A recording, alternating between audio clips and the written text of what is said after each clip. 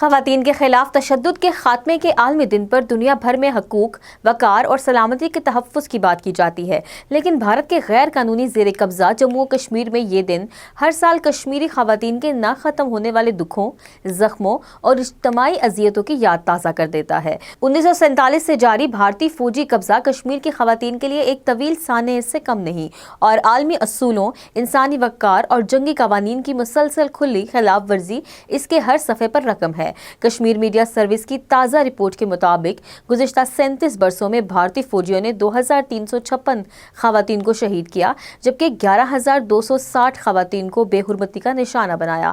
یہ اعداد محض کسی رپورٹ کی سطریں نہیں، بلکہ وہ دل دہلا دینے والی داستان ہے جو ثابت کرتی ہے کہ کشمیری خواتین کو منظم ریاستی طاقت کے ذریعے جسمانی، ذہنی اور معاشرتی طور پر نشانہ بنایا جا رہا ہے۔ رپورٹ کے مطابق 22,991 خواتین اپنے شوہروں کی شہادت یا جبری گمشدگی کی وجہ سے بیوہ ہوئیں۔ یہ وہ اجتماعی انسانی المیہ ہے جسے عالمی برادری نے اب تک سنجیدگی سے نہیں لیا۔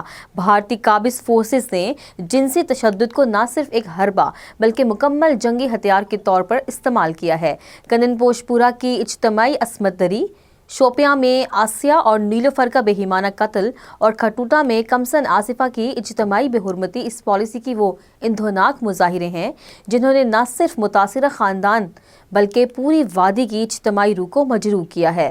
آسیہ اندرابی، فہمیدہ صوفی، شمیمہ شال اور دیگر درجنوں کشمیری خواتین رہنماؤں کی تہاڑ سمیت مختلف بھارتی جیلوں میں غیر قانونی حراست اس بات کی واضح علامت ہے کہ بھارت نہ صرف جسمانی تشدد بلکہ سیاسی انتقام اور ذہنی اذیت کو بھی بطور ہتھیار استعمال کر رہا ہے۔